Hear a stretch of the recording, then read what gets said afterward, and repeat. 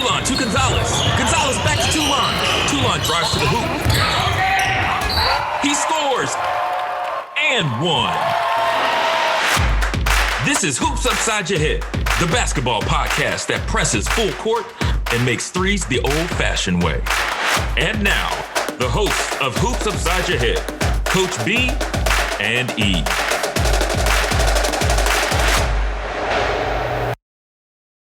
Welcome back, Hoopers, to Hoops Upside Your Head.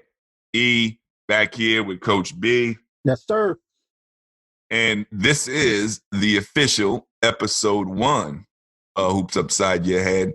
And we think we're going to start it off with a bang and banging show because we want to talk about, from a hot topic standpoint, player power and really all that has manifested itself in the last, couple of years, but really reared its head in this past off-season and free agent season and a little bit in the season. It really started in season. In season.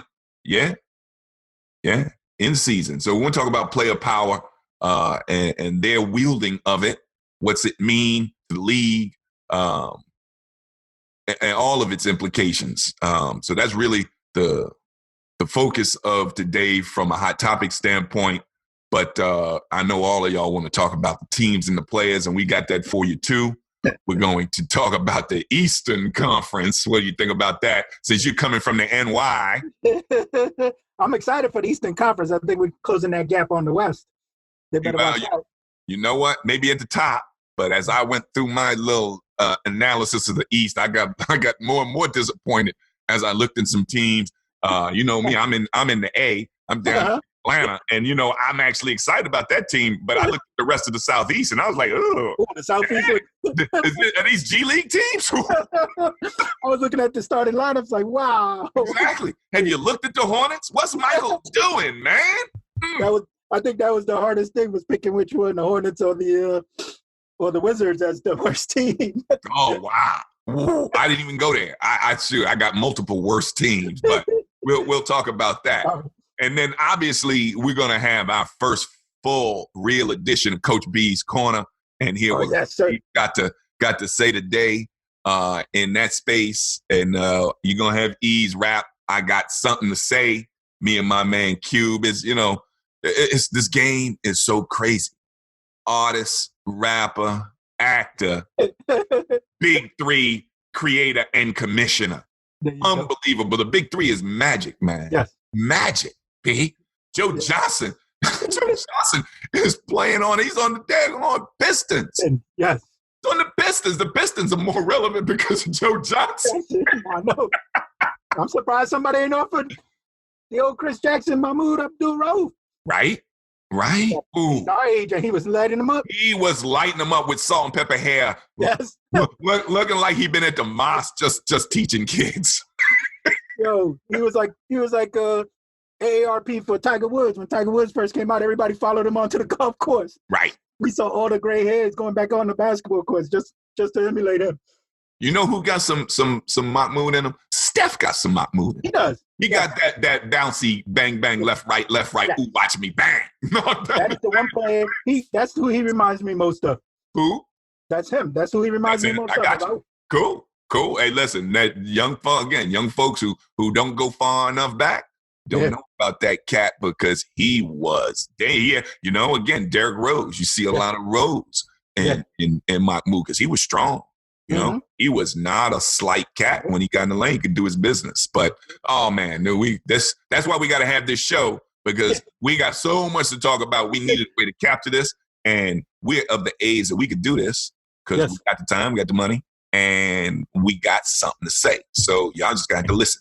But this show is going to be hot. So we're going to go through the Eastern Conference, pick our division winners, and then talk about the other 5 playoff teams, and then just kind of order that. And then we're going to sit that there. We're going to put a pin in that because we'll have more to talk about next episode when we talk about the Western Conference. Mm-hmm. We're going to talk about the duos that have kind of manifest themselves over in this last year, where we've gone from the focus on, threesomes. The big three. Big threes to, there are duos. But I think what you got to think about is the duos that are going to be the strongest have that third dude somewhere that can get it done. So you can't walk away from this threesome thing completely, because there are some teams, the Clippers, because that team, for me, as I look at them, I'm like, man, Lou Williams and Montrezl Harrell are just difference makers. They are. I agree 100%. and to now be making a difference off of Paul George, Kawhi Leonard, man, this is that the first duo you're gonna talk about, Ed? I don't know. I have no idea. I have no idea what I'm gonna talk about. I'm just lost my mind, man. I think I'm gonna talk about the Atlanta one first. Okay, let's talk about them. But shoot. Let's talk about player power though. Talk about player power. Yes, absolutely. You know? Before we get into the names. Yeah, tell me what's your take? What how did you react when Kawhi says this and then Paul George is gone? Well, I'll tell you, the first time I saw it, when he did it, first thing I thought was one and done, which is a common term used for the college kids coming in. He did a one and done in Toronto. Right. That this is going to be the one time that I can foresee I'll have the most power to decide where I go and who I'm going with. Right. And for us that go back, I go back to reading about Kurt Flood challenging the collective bargaining agreement in baseball. Man, you know what? Owners had so much power over these players. I love you and I hate you. Okay. But only because I'm sitting there with this note, my Malcolm Gladwell note, because I just listened to his 1.5 hour New Yorker magazine speech talking about that. He sat down with Marvin Miller. Oh, he did? Yeah. Because Marvin Miller says 1975 was the year that has created all of this income, tremendousness at the top, but also income disparity throughout the rest of the country. I mean, it's more than just sports, but that was the year that talent manifests itself, right? And free agency, and Caps was like, wait a minute. Yeah. I listen to Gladwell, beyond the Marvin Miller piece, he'll tell you that players actually don't need owners. They really don't? He said the talent don't need, and listen, he is wild because he's a hoop fan. But it's his take on it, it's all about labor and the talent. The talent rules the day. Right? But so this was really the, not the first shot over the bow, but this was just blatant. Here's what I want. And then one guy goes, okay, you want to get down with me? Okay, let me call my people. And tell them, here's what you got to do. Yep. I loved it. I actually loved it. I actually sat there and I was like, this is good for the talent. That's exactly right. Exactly right. The thing that I caution people though, particularly those that are panicking, those that are ownership sided, right? Because there are a lot of people out there who look at that and they harumph.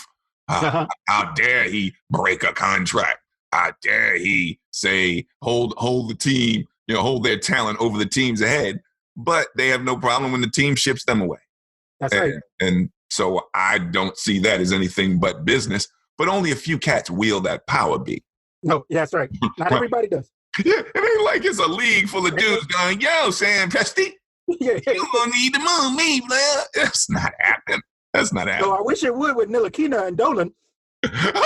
Sorry, that was the Knicks fan in me. Had to come out. I don't know why y'all don't just smoke Dolan. I mean, I probably shouldn't be saying that on the air, but my goodness. So I don't hate your team. I don't hate the Knicks because you got my dude. Julius Randle is my dude. I like him. That dude is gonna kick ass. I do like him. I thought that was the best move they did.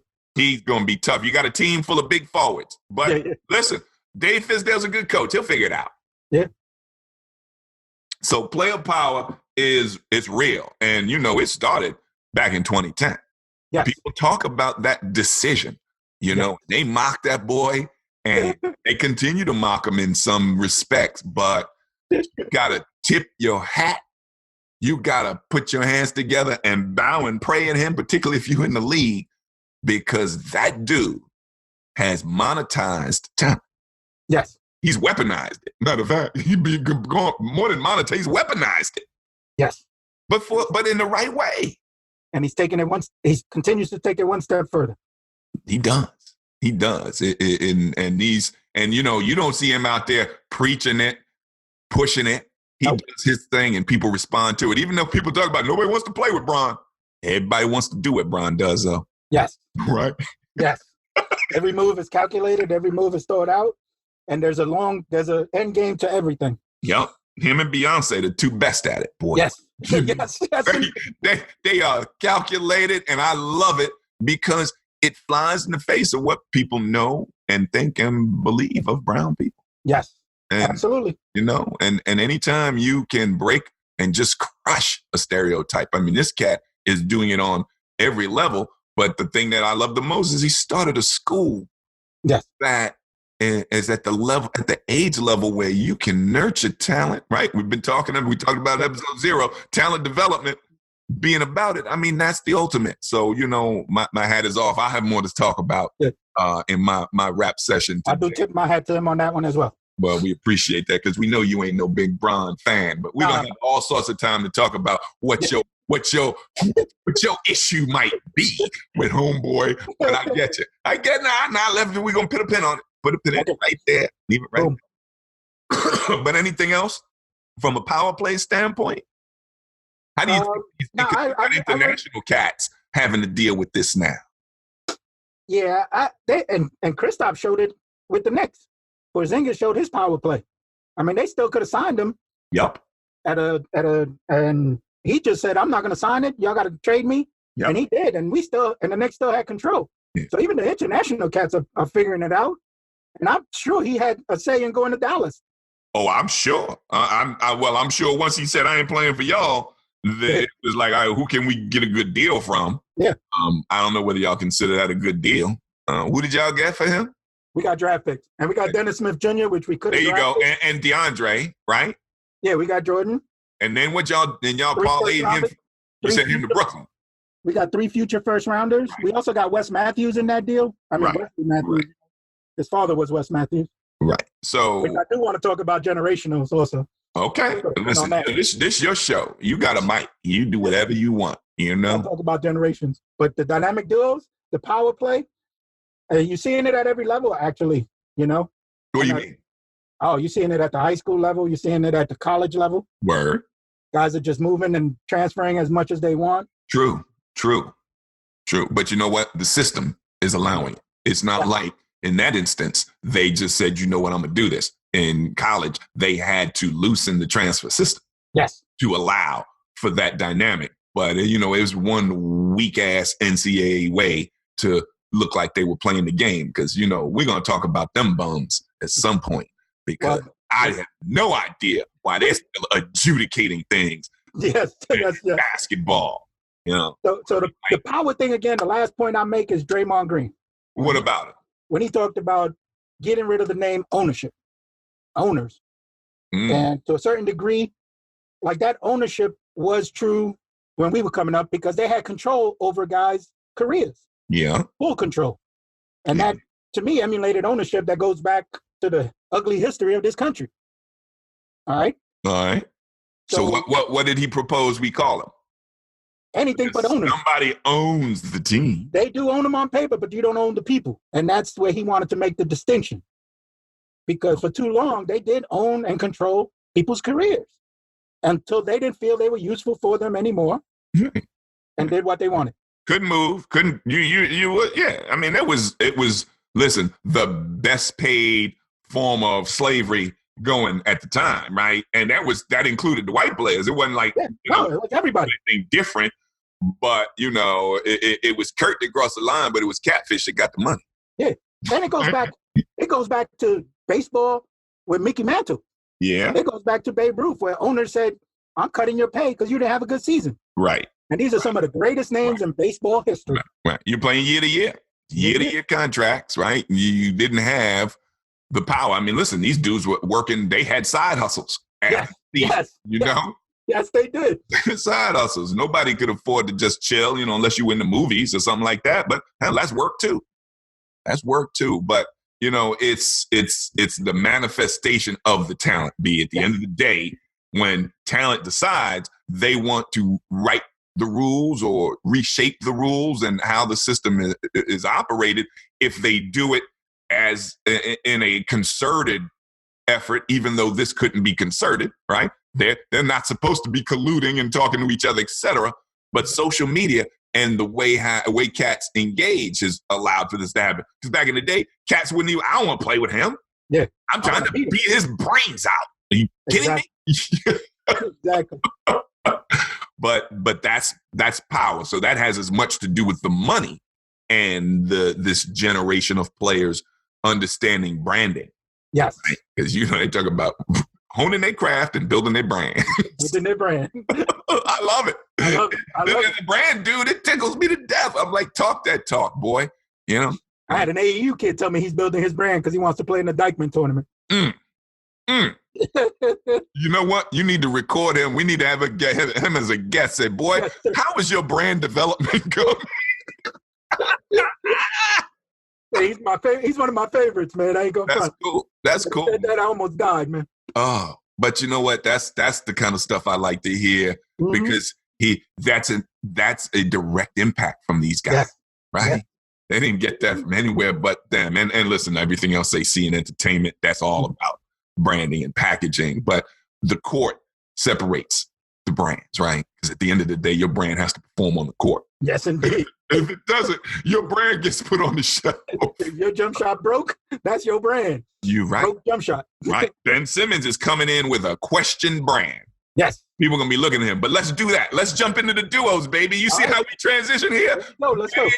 You would think we script stuff like this. That's right. Ooh, this ridiculous. I can't believe they haven't already called our network and offered to sponsor us. I can't believe that else going on here. So who you got? Who's your first duo? And I'm not saying best or worst. I got 15 duos as I looked through the teams and said, this could be a legitimate duo that folks have to consider.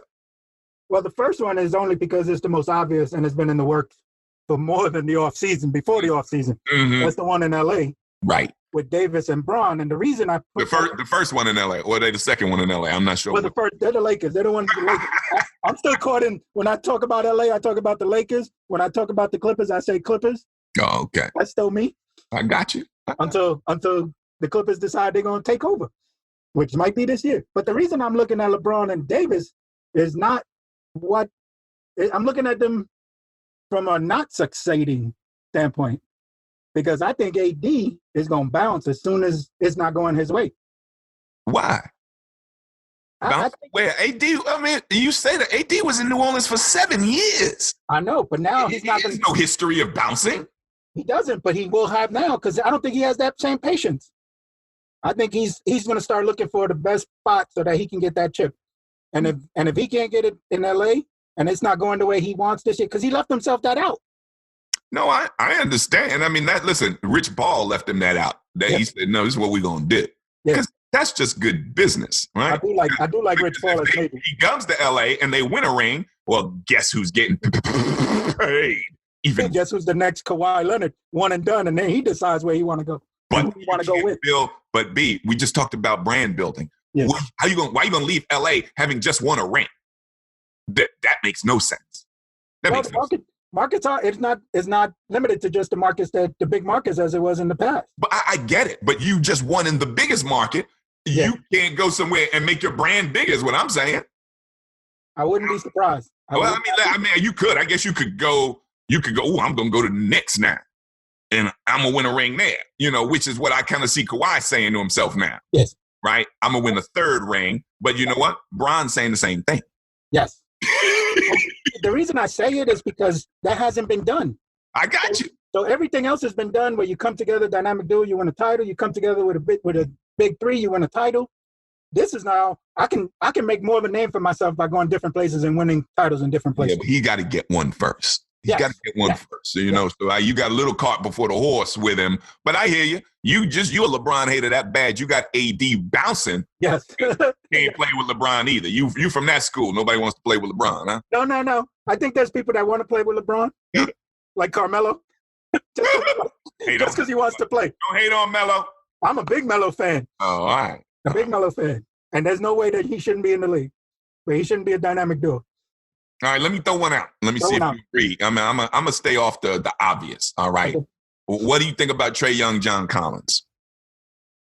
I really like them, and I'm actually expecting a big jump in Atlanta. Mm-hmm. I think they're going to be on the cusp.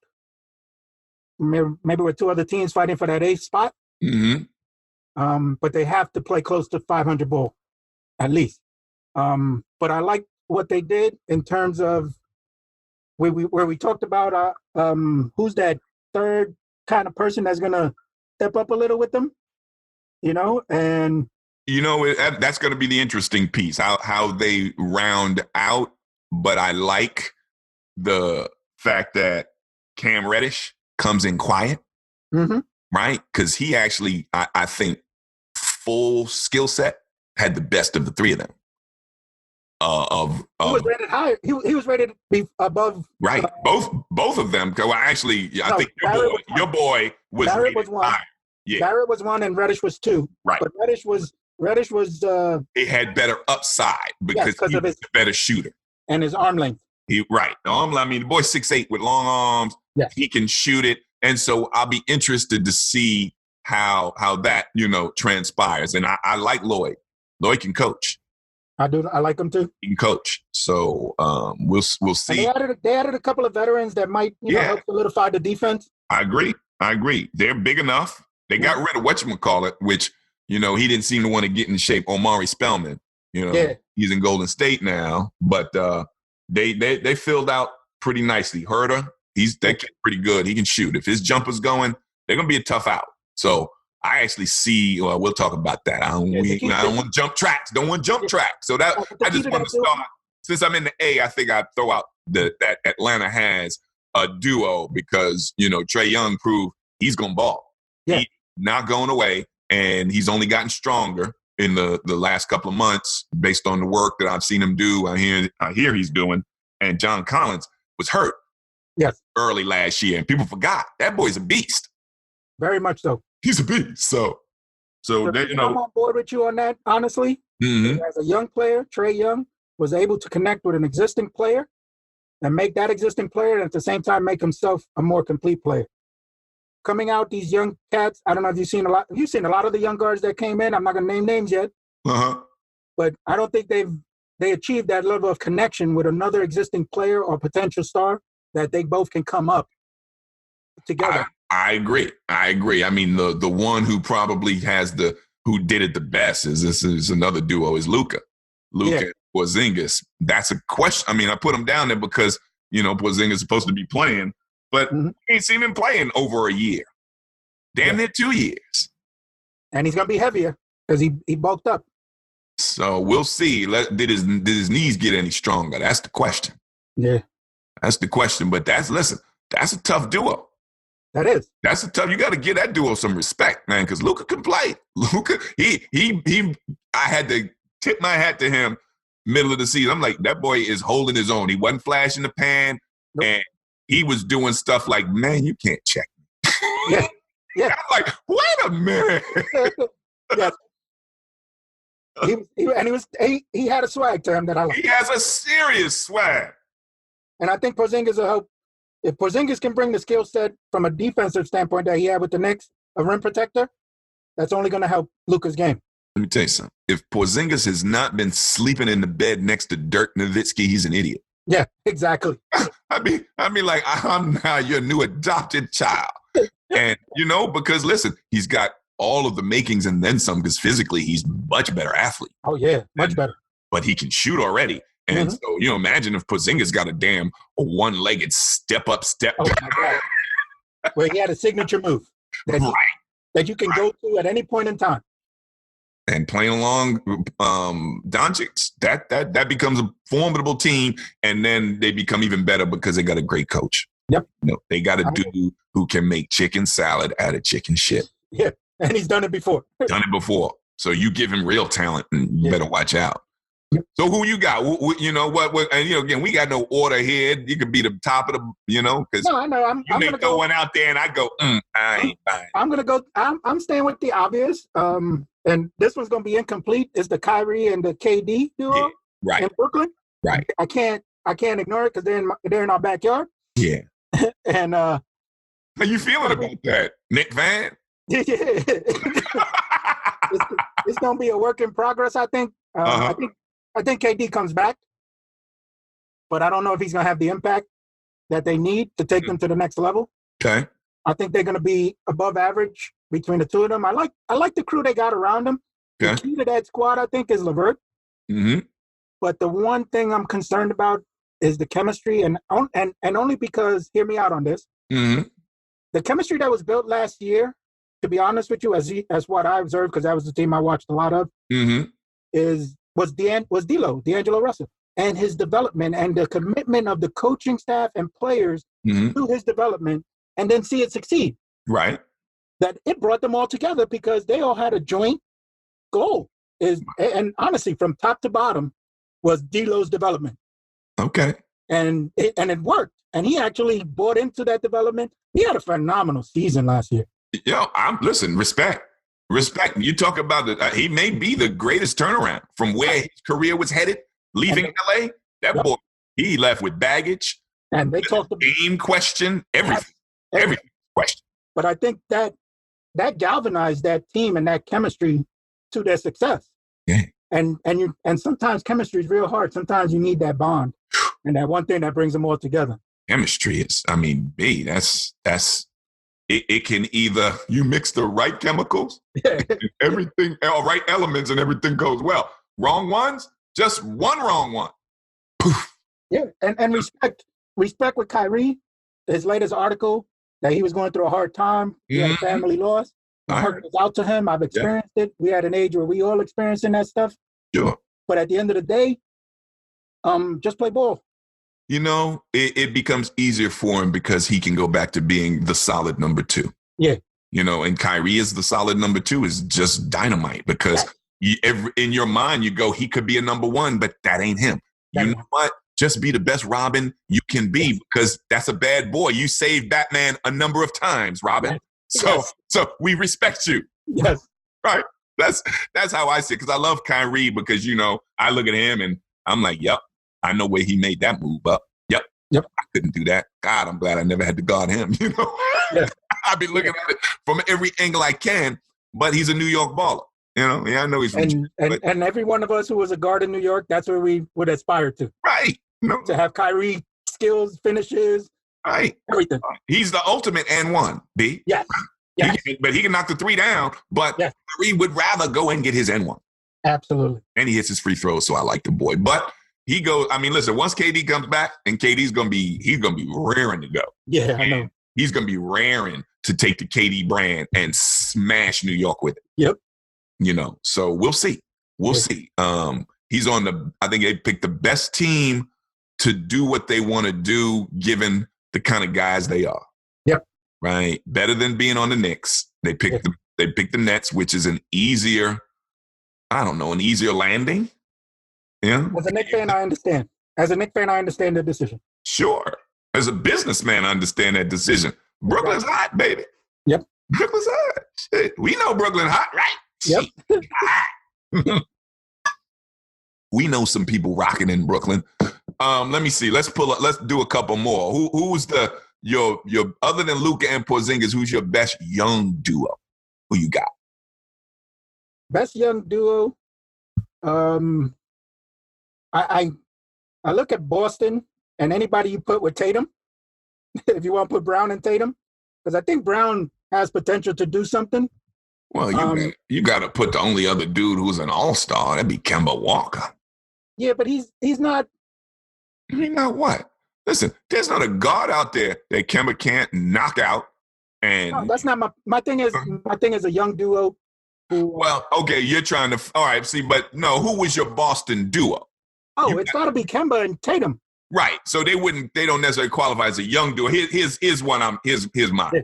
Yeah, I'll give you two. I got Booker and Ayton in Phoenix, and I got this. They ain't even a duo yet, but I'm really interested to look at them, is Morant and Jaren Jackson Jr. in Memphis. That's the one I like best.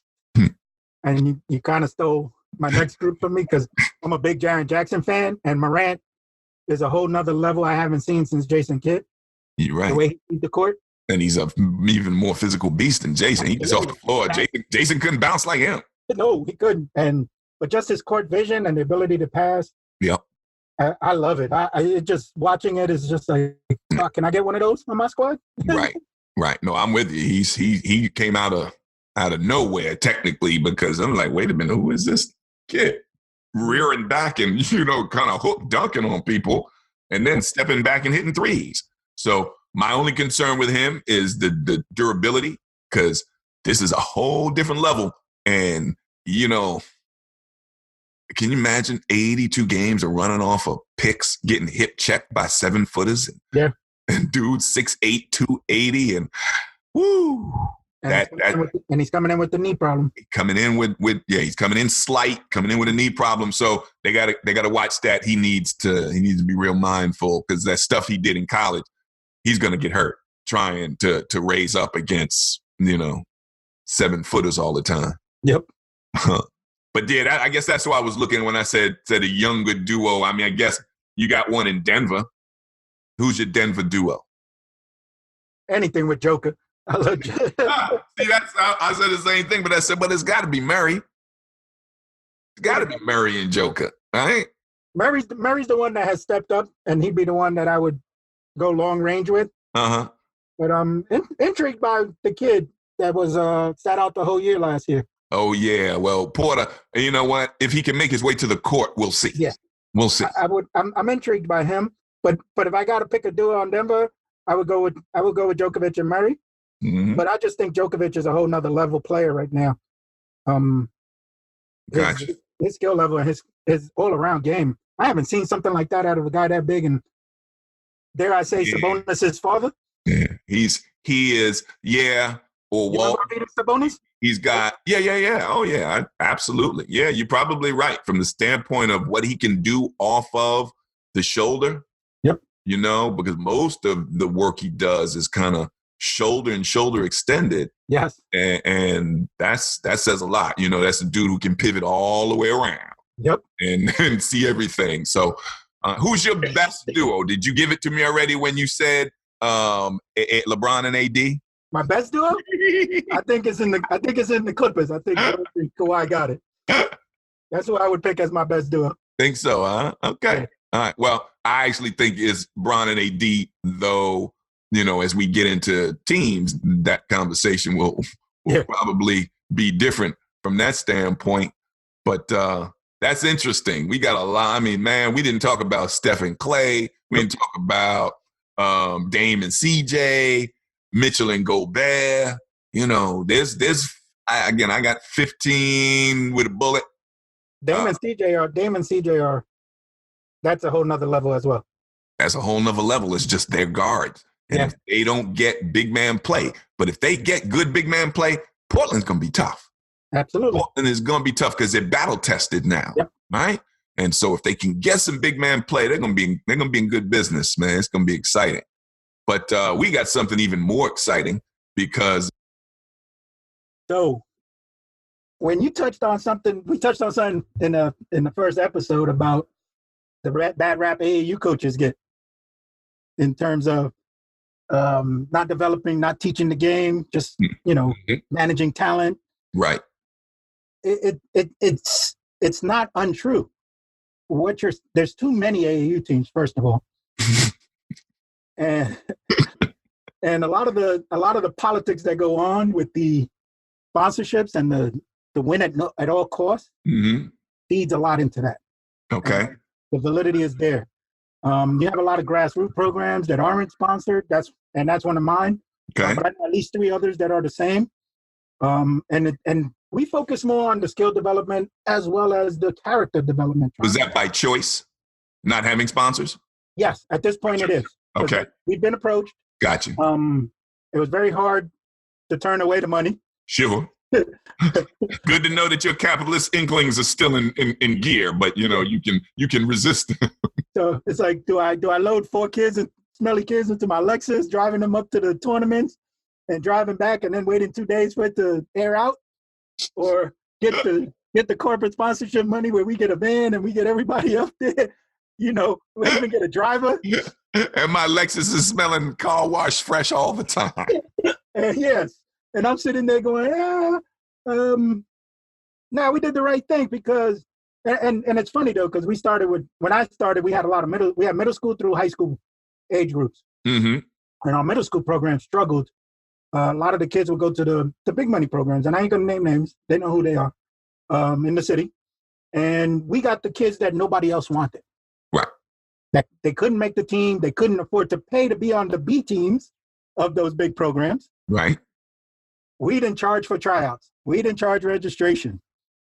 We charged you effort. Just come in and work hard, open-minded. And which is what it used to be. I mean, listen, whatever little fee my parents may have to pay to have me play CYO or PAL, that was, drop as nothing. Yeah. But, it was all about show up. And you're good enough, we don't keep you around. Yeah. And these programs now for the B teams are charging like $1,200 to $1,500 a kid. Which automatically excludes a lot of kids unless that kid is the kid. Unless you have a program like ours where they can land. And we do their skill development. We ain't at the middle school level, we ain't trying to get them into, we're not prepping them to be playing D1. I got you. We're prepping them to be good students because we got a tutoring and mentoring program. Nice. The partners with local private schools. All right. And skill development. And it got to the point where we practiced so much. We weren't in a lot of tournaments. We weren't in a lot of leagues. Mm-hmm. But we practiced and we drilled and we did a lot of skill development. And our kids got so good, they went to the money teams. And I asked why, and they go, well, because you don't play enough games. And I'm like, but do you realize how you got better? Right. By being your success, your abilities actually end up hurting you. Yes, because now you left us. And then they came back to me 2 years later. Well, because they've seen the other side now. Yes, and we always have an open door. Right. We always have an open door. Now we play games. We're in regional tournaments. These are they're 10th graders now. Sure. And we've rebooted our program to go to 3rd and 6th grade. So we're going back to our grassroots skill development, getting the kids that nobody else wants, work them up, develop them, and try and get them into prep schools. Mm-hmm. Because that's, everybody's trying to get everybody in the NBA. Right. Which is everybody's goal. But you're trying to deal with the reality that a 0.5% of the kids you're touching might even smell the NBA, but the other 99.5 need to have some skills to do something else. Yes, and even then, to even take a step back, so I look at the NBA as 5th level. Okay. You can't jump from level 1 to level 5. No. And the next level is a good high school. Right. Are you playing varsity? Are you getting regular minutes? Are your grades? Are you eligible to even play? That becomes the next step. And then we can talk college. But not until you get level 2 is where we can do it. Have you thought about potentially alternative sponsors versus the traditional, which, are heavy-handed in what they expect and want you to do relative to the players and number of games, et cetera? Alternative sponsor like Mathnesium. Yes, I'm actually, and we kind of touched on it, and kind of one of our surprise guests are Look Big in the Pocket. Mm-hmm. That might be signed down the line. That would handle it quite easily. Absolutely. I got you. That makes sense. Absolutely. But it's a situation where we want to make sure that the pressure to win doesn't come at all costs, especially at the cost of the kids. And that's where your sponsorship decision is critical, right? Yes. Because if they're not aligned with your vision of student first or child first, exactly. Student second, athlete third. Third, exactly. And then it's just it's a fit that I'm really comfortable with. I don't feel I have, and the kids leave us and they come back and we have an open door policy. There's never a situation where, oh, you were with us before, you ain't want to be with us, get out of here. Nah, if you want to come back, we can continue work with you. I don't have to sacrifice nothing in order to do that. I can focus on them. And it's worked out. We have a kid, he just graduated from Cal State Fullerton. Nice. Kyle Ullman, I got to give him his props. He was in. This year, they did not qualify for the NCAAs. The prior year, they did. They lost to, who was the team Joe Barry Carroll used to play for in college? Purdue. They lost to Purdue. See how I relate these things? See how quickly I answered? I'm glad you. Joe Barry Carroll, Purdue. That's why you my boy. And it was funny, though, watching him on the court in that game. Mm-hmm. He did something that only an AAU coach would recognize, he kept wiping his sneakers. Is that right? With his hands. The bottoms. Yes. And I'm sitting there going, dude, you on an NCAA court. That court is not slippery. But these are the habits they pick up from AAU on the gyms we play in. Sure. And you and I had that habit. I had that habit. Absolutely. But if you on an NCAA court in the 32, you don't need to be wiping. You got no problem stopping. You're right. You don't need to be wiping your sneakers, dude. Right. You wear good sneakers on a good floor. Yes. Right. And I got to give him his props. And he's part of the reason why I'm still coaching. He just signed a pro contract to play for a team in Greece. Nice. He did have summer league with Houston squad. Okay. He didn't get a lot of light, but I'm very proud of him, very happy for him. He's got a good family, support him, and he was the flagship of our program. We're going to have him on the show. Yes, sir. All the way from Europe. Yes. Well, Coach, give it to me. That's basically it. I just want to say, there is a lot of room, but it's like everything in life. You're going to have good apples, you're going to have bad apples. You have people who want to do it the right way, you're going to have people doing it the wrong way. For us to pass judgment on a whole group of people because of the actions of some, it goes back to life's lessons. That's like me holding it against one kid because he shows up just wanting to be great and not wanting to put in the work, and me saying, oh, the whole generation's like that. Not. No question. It's unfortunate.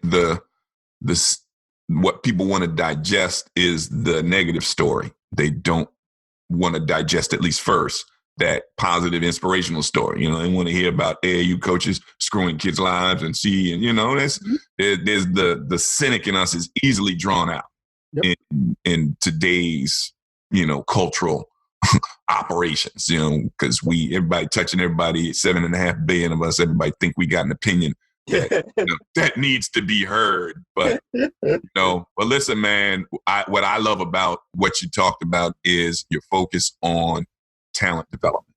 Yes. We're going to talk about that probably every episode we do, because at the end of the day, that's what this is about when you're talking about the coach and what you have to do to manifest that.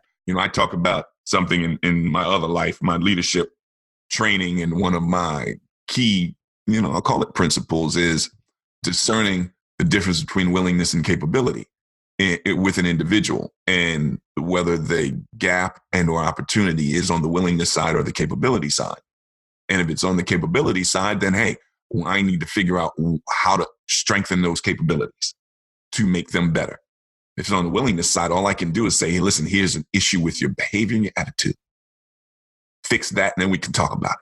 Yes. I can't do anything. I can't do anything to help those unwilling, other than to suggest it may be your unwillingness that's causing the problem.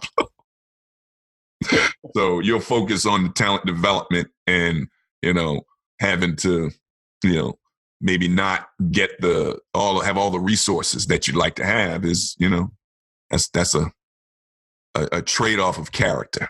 Yes. And that's part of the talent, is developing that character talent. It is. That's beautiful. We're going to close Coach B's first segment with that. I love it. In this first episode of Ease Rap I want to pay homage to the man that has really created this player power.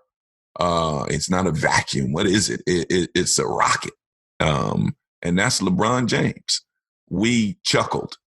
We derided. The things that happened almost 10 years ago when the decision occurred, it's beyond, laughable, the impact it had, and that it's a cultural moment. That fact that he televised his free agency, and then it was responded to in so many corners with such negativity, blew my mind.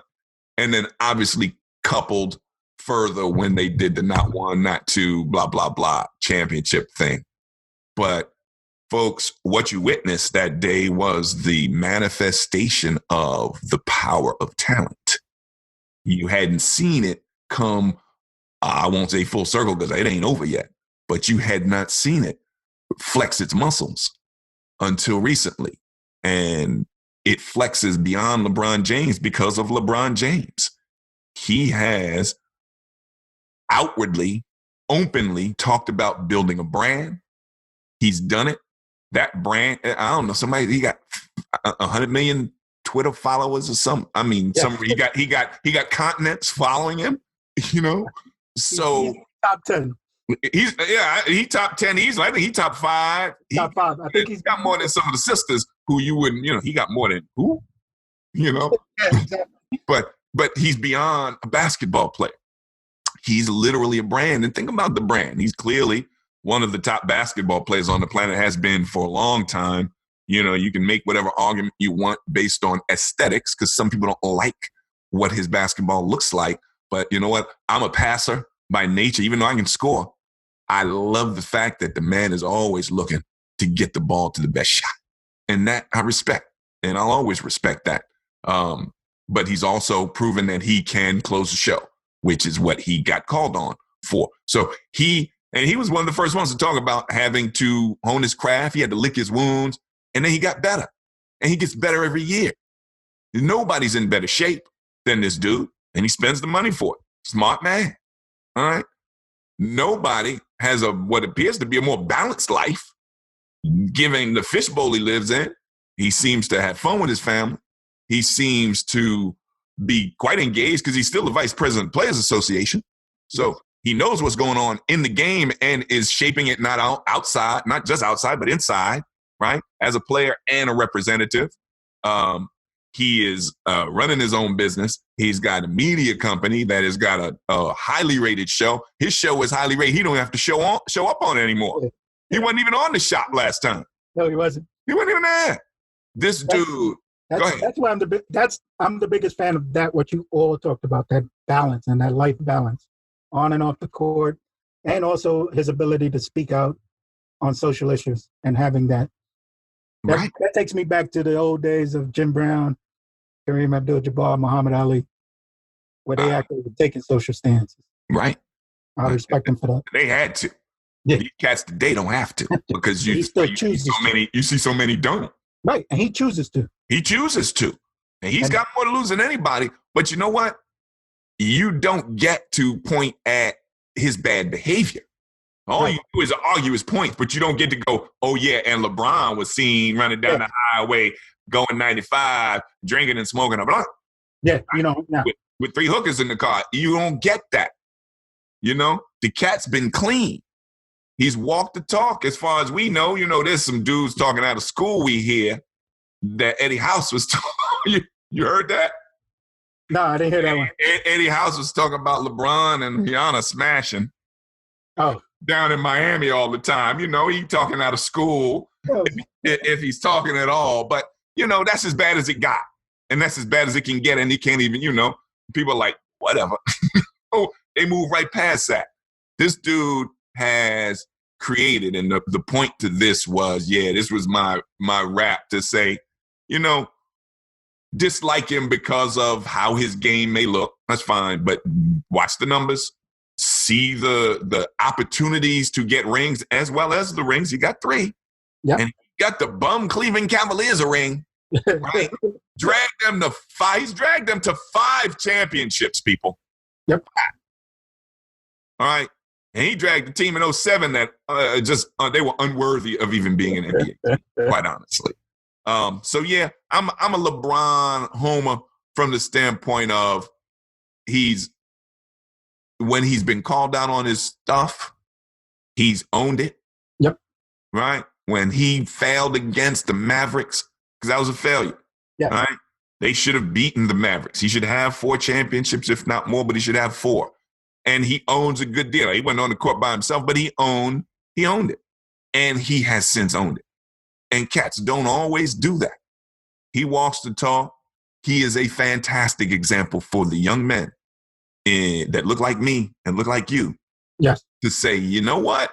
Yeah, I could maybe be a pro, but I ain't 6'8", 270 with 4% body fat. But there's a whole bunch of other stuff I can do that still gives me the pleasure that I seek. And for that, I say thank you to the young man. That, for more than anything, his power manifests to our youngest in a way that I think only benefits us. So that's my say. I can't, for my personal reasons, I don't like him as a player. As a person, I have a lot of respect for him. I love what he does overall. And I also, one thing that I don't know how unnoticed is going, but it's something that's coming to my radar is the second and third generation players that are coming in. They're more prevalent. Mm-hmm. Right. A lot of it has to do with the parents being able to put investment into their development. That we came up, you had to do it the hard way. Our players, we had to earn it, we had to fight it. And these second generation kids, and I'm not mad at them because it's no different than the CEOs of corporations developing their children into taking leadership roles. I love it. Listen, I expect it. I'm happy to see the legacy. Yes, I love it. You know what? I mean, I was looking. You saw the kid at North Carolina, Greg Anthony's son. Yeah, was at Carolina. With their kickoff night. I didn't realize it. I mean, that's how many are out there now. Any day. Just about or every day, just about you hear, oh, just so and so's son. I'm like, exactly. Oh, wow. Tells you how old. Junior, everybody. It's a beautiful thing. I'm seeing it as just the same thing as corporate America has always developed their future leaders. But you know what? Again, the difference. Corporate America, you can get them, those children, a lot of them got by not being talented. Nepotism was all they operate on. In this league, you still got to perform. You will get exposed. I don't care whose kid y'all. Exactly. Don't care. Exactly. So, you know what? That's the one thing. That's why sports is so good. Yep. Sports clarifies, it cleanses, it eliminates a lot of the bullshit that we're allowed in society. You know what? He better than you. Plain and simple. He better than you. Yeah. You can say. Hey, B, we got one more thing we got to do before we close this episode. Give me your division winners in the Eastern Conference. All right. I got Philadelphia winning the Atlantic. I got Milwaukee winning the Central. And I got surprise Orlando winning the Southeast. What? No, I guess that's not a surprise because they made the playoffs last year, didn't they? Yeah. I got the same thing in the Atlantic with Philly and the Central with Milwaukee, but I got Atlanta winning the Southeast. Who are your 5 other playoff teams in the East? I got the Sixers coming in the 3rd seed. And then I got the Nets, Pacers, Magic, Heat. All right, wait a minute. Well, Milwaukee's your 1st seed, right? Yes, Milwaukee's 1st, Sixers are 2nd. And then I got the Celtics, Nets, Pacers, Magic, Heat, and Raptors. And so you got Atlanta 8th. I got Atlanta 9. Oh, that's right, because Atlanta's 9. You got, what's Orlando, 8th? Orlando I have as, actually, I got them tied with the Pacers for 5th and 6th. 5th and 6th, okay. All right. Here's what I went. Milwaukee 1, Philly 2, Atlanta 4. Okay. Toronto 3, Brooklyn 5, Detroit 6, Boston 7, Indiana 8. And I struggle with the seeding, but I'm looking at the Hawks, just like you. There's only one coming out of the Southeast, right? And so folks are going to pound on the balance of the Southeast, right? What you do interdivision and then against the other strong division. So Atlantic versus Central, Central versus Atlantic, and then inside Atlantic and the Central is going to be a difference maker. And I see Atlanta being able to somehow make their way a little bit higher than you would think. And that inside Atlantic and Central, they're going to be eating each other up. Yeah. There's going to be some fallout, but I struggle with it. That Toronto, I said Toronto's going to be better than people give him credit for. I think. Yes, I agree. I think. But I think the key to that team is going to be Powell and Anunoby. Exactly. OG coming back, and he's supposed to, he was better than Siakam, right? The prior year. He was the one they were counting on. He was the starter. And so if he can come back stronger than he was and better than he was, coupled with Siakam, they're going to be tough because Nurse is going to have to make them a strong defensive team. They're going to hang their hat on defense, right? Yep. Defense, and then they're going to run because they're going to be younger and have fresher, better legs other than Gasol. All right? And we got to watch Philly's bench. They're not very strong. Nope. I think Milwaukee's also going to have some question marks in that brand. I agree. I think the loss of Malcolm Brogdon was critical. Yeah, which is why I put Indiana a lot higher in my playoff seeding. And I didn't because I don't know when Victor's coming back. Until Victor comes back, Malcolm is he's a one-man show and on the perimeter. You know, I like Aaron, what's his name, Holiday. You know, the fact they put Justin in as a shooter coming off the bench makes sense. But until Victor comes back, they got to fight for everything that they got to get.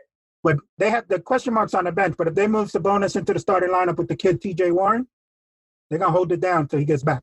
We'll see. We'll see. You got to bring the ball up the court. Yes, sir. That's true. I don't know who doing that. But so, you know, true. Even though, again, I like that Aaron Holiday kid. He ain't scared. And you know what? He got more Drew in him than he does Justin. Yes. You know, and I'm a Drew Holiday fan. So I am too. So that's interesting. So, all right. So you got your Eastern Conference order. I got mine. The only difference we got is coming out of the Southeast. Yep. And you got Orlando coming out. It makes sense. They made the playoffs last year. But as I look at them, excuse me, as I look at them, there's something missing. And the team hasn't really changed from last year. And they're getting Vucevic back, right? He's going to be healthier, but their guard play, DJ Augustine as your point guard, bothers me. It does. As a point guard, sorry. It does, but I think he always bothered me as a point guard. As the starting point guard. I got no problem with him as your backup. Well, he's a career backup. But he's the starter. I'm actually thinking, but remember, they made the playoffs with him last year. Listen, I got it. But that's all you're going to do is just make the playoffs. And you know what? Trae Young's better than him. Oh, without a doubt. Trae Young going to put a hurting on them boys this year. He ain't playing. But the wild card there in Orlando, and it's just a feeling, and I don't know what it's based on other than the fact that, you know, they're always going to show the good workout videos. Is Markel. Yeah, Markel was shooting them empty gym jumpers, man. But it's still worth looking at. I think he's worth looking at. I'm not giving up on him yet. Oh, I'm not giving up on him. I'm rooting for him. I am rooting for him. I believe he physically it was worse than we ever knew, and we kind of laugh about it. But if you're a shooter and your shoulder hurt, you fucking done. Yeah, you messed up for a while. You're done. You know it. So I'm rooting for him. But I was never convinced he was going to be an NBA point guard, right? That's what everybody was drafting him for. And I wasn't sure that was his job. I thought he could be more a two, maybe combo, kind of like a Bradley Beal, because Bradley isn't a traditional point guard.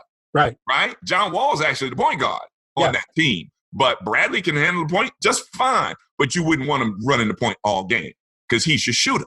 Yes. He's your shooter. So I saw Markel more in that position than I did running the point. But we'll see. I'd just be happy to see him knocking some jumpers down in somebody's face. Yeah. And then there's also the local flavor that I like, Jonathan Isaac and Mo Bamba. Oh, no question. And listen, they're long and big. Yes. I like Aaron Gordon. He's made himself into a hell of a player. He did. He can shoot the ball. Their guards suck. Mm-hmm. If they had a stronger point guard, then, DJ Augustine, Terrence Ross coming off the bench, and, Fournier, a good point guard, that ain't bad because Fournier ain't bad.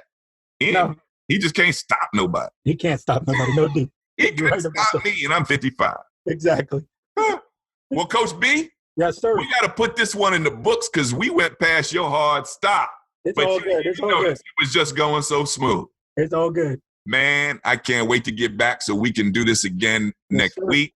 Yes, you have a great week. Have a great showcase or whatever you coaching today, man. Yes, sir. You're going to go out there with all sorts of energy. Yeah. My man. Been a pleasure. We'll talk soon. All right, bro. Peace. Peace. Hoops upside your head. Hoops upside your head.